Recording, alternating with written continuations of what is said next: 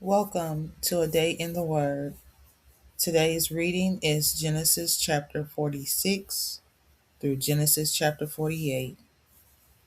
Genesis chapter 46. So Israel began his trip to Egypt. First he went to Beersheba. There he worshiped God, the God of his father Isaac. He offered sacrifices during the night.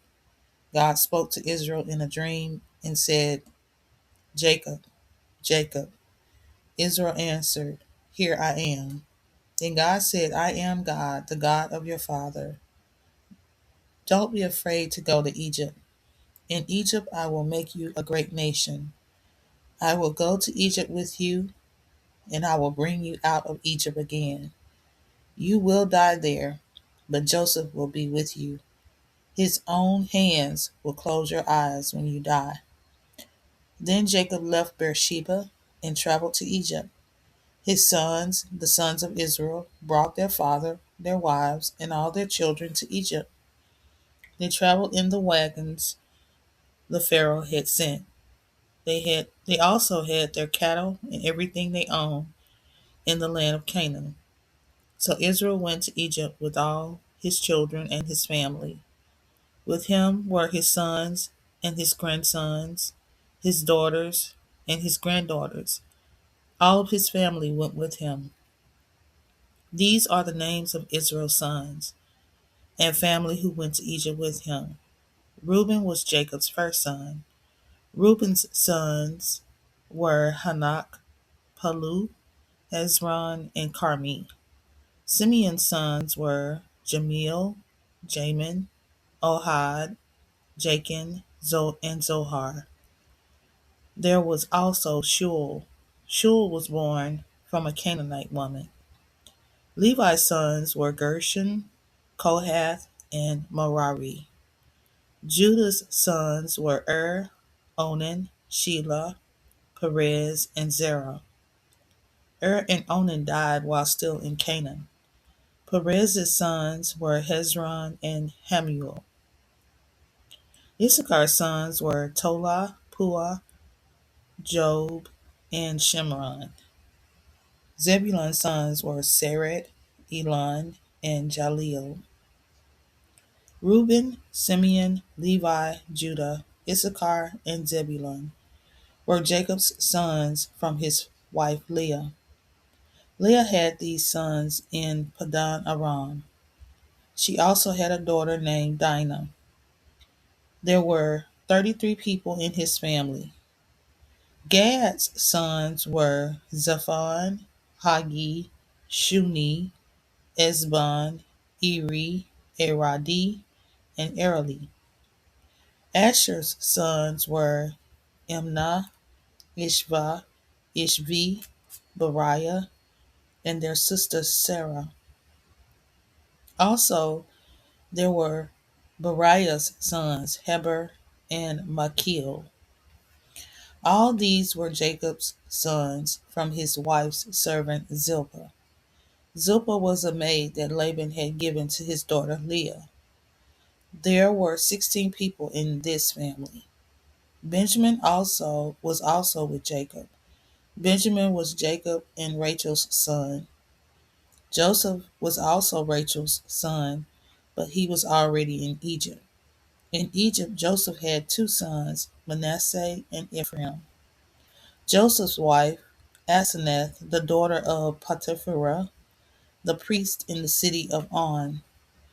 Benjamin's sons were Bela, Becher, Ashbel, Gera, Naaman, Ehi, Rosh, Mupim, Hupim, and Ard.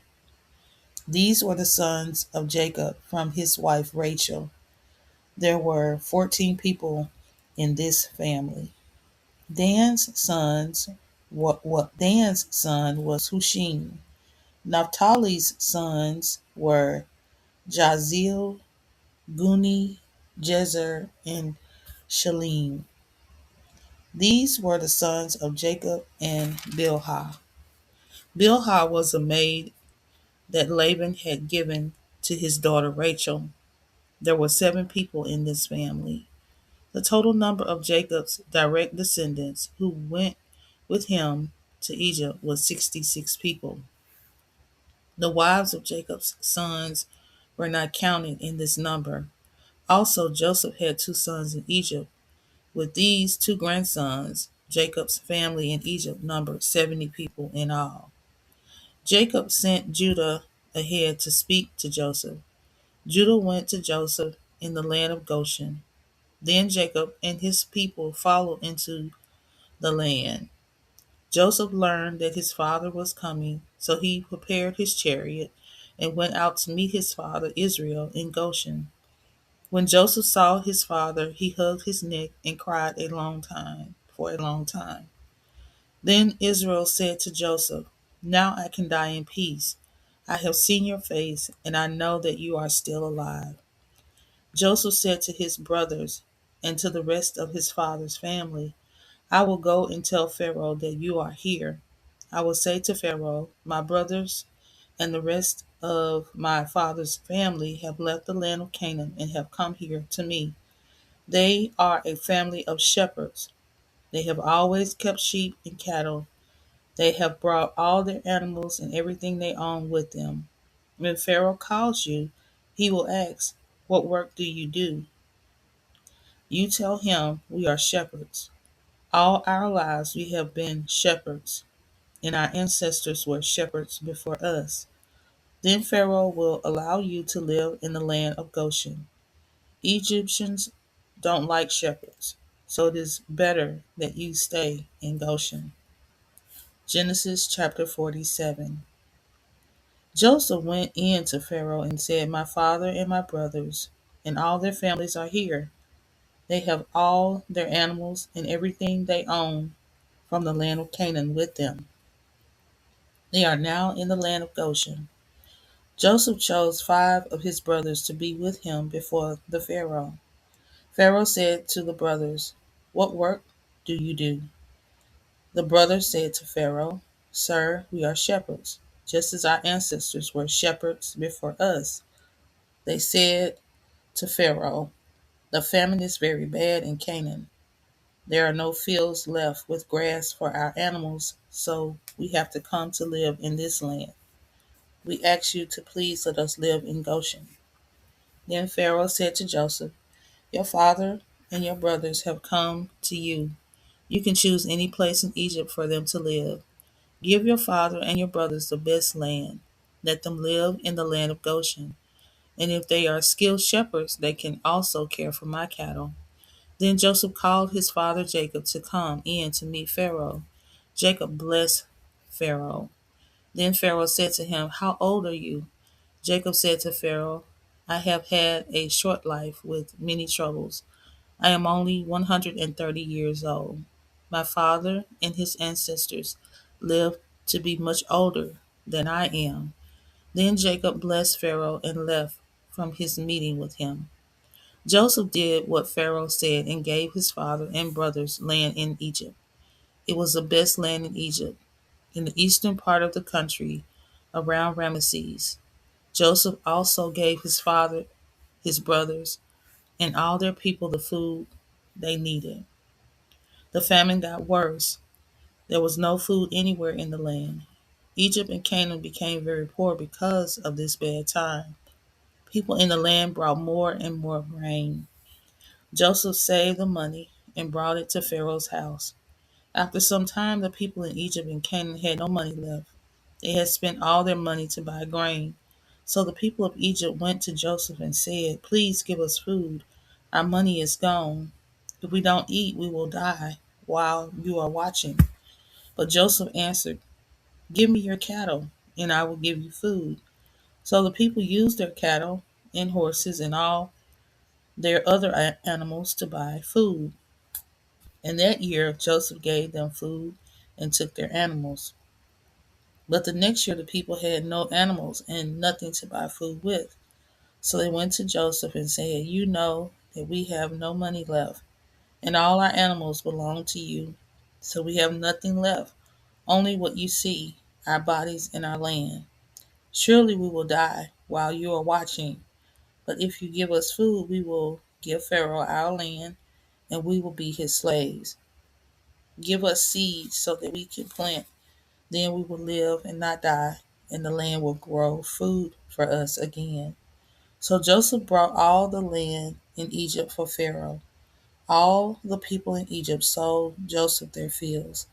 They did this because they were very hungry. And everywhere in Egypt, all the people became Pharaoh's slaves. The only land Pharaoh didn't buy was the land that the priest owned. The priests didn't need to sell their land because Pharaoh paid them for their work. So they used this money to buy food to eat. Joseph said to the people, "Now I have brought you and your land for Pharaoh, so I will give you seed, and you can plant your fields. At harvest time, you must give 1/5 of your crops to Pharaoh. You can keep 4/5 for yourselves. You can use the seed you keep for food and planting the next year. Now you can feed your families and your children." The people said, "You have saved our lives. We are happy to be slaves to Pharaoh." So Joseph made a law at that time in the land, and that law continues today. The law says that 1/5 of everything from the land belongs to the Pharaoh, who owns all the land. The only land he does not own is the land of the priests. Israel stayed in Egypt. He lived in the land of Goshen. His family grew and became very large. They became landowners there and did very well. Jacob lived in Egypt 17 years, so he was 147 years old. The time came when Israel knew he would soon die, so he called his son Joseph to him. He said, "If you love me, put your hand under my leg and make a promise. Promise that you will do what I say and that you will be truthful with me. When I die, don't bury me in Egypt. Bury me in the place where my ancestors are buried. Carry me out of Egypt and bury me in our family grave." Joseph answered, "I promise that I will do what you say." Then Jacob said, "Make a vow to me." And Joseph vowed to him that he would do this. Then Israel laid his head back down on the bed. Genesis chapter 48. Sometime later, Joseph learned that his father was very sick. So he took his two sons, Manasseh and Ephraim, and went to his father. When Joseph arrived, someone told Israel, "Your son Joseph has come to see you." Israel was very weak, but he tried hard and sat up in his bed. Then Israel said to Joseph, "God all powerful appeared to me at Luz in the land of Canaan. God blessed me there. He said to me, 'I will make you a great family. I will give you many children, and you will be a great people. Your family will own this land forever.' Now you have two sons. These two sons were born here in the country of Egypt before I came. Your two sons, Ephraim and Manasseh, will be like my own sons. They will be like Reuben and Simeon to me. So these two boys will be my sons. They will share in everything I own. But if you have other sons, they will be your sons. But they will also be like sons to Ephraim and Manasseh. That is, in the future, they will share in everything that Ephraim and Manasseh own. On the trip from Padan Aram, Rachel died in the land of Canaan. This made me very sad. We were still traveling toward Epaphras. I buried her there on the road to Epaphras. Epaphras is Bethlehem. Then Israel saw Joseph's sons. Israel said, "Who are these boys?" Joseph said to his father, "These are my sons. These are the boys God gave me." Israel said, "Bring your sons to me. I will bless them."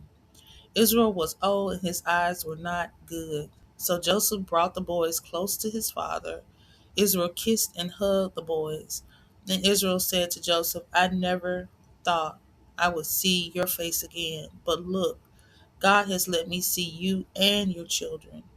Then Joseph took the boys off Israel's lap. and they bowed down in front of his father. Joseph put Ephraim on his right side and Manasseh on his left side. So Ephraim was on Israel's left side and Manasseh was on Israel's right side. But Israel crossed his hands and put his right hand on the head of the younger boy Ephraim. Then he put his left hand on Manasseh, even though Manasseh was the firstborn. And Israel blessed Joseph and said, "My ancestors, Abraham and Isaac, worshiped our God, and that God has led me all my life. He was the angel who saved me from all my troubles. And I prayed that he will bless these boys. Now they will have my name and the name of our ancestors, Abraham and Isaac.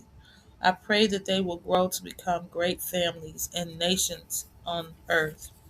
Joseph saw that his father put his right hand on Ephraim's head.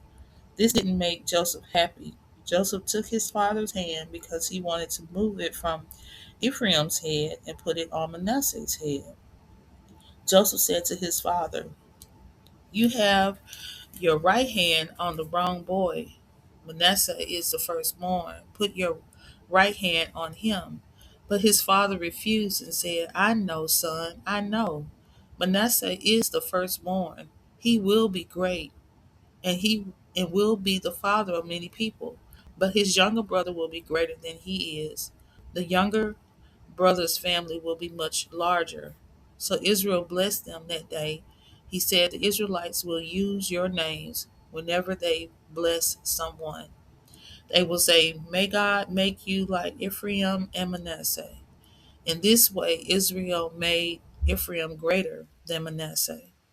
Then Israel said to Joseph, "Look, my time to die is almost here, but God will still be with you. He will lead you back to the land of your ancestors. I have given you one portion more than I gave to your brothers. I gave you the land that I won from the Amorites.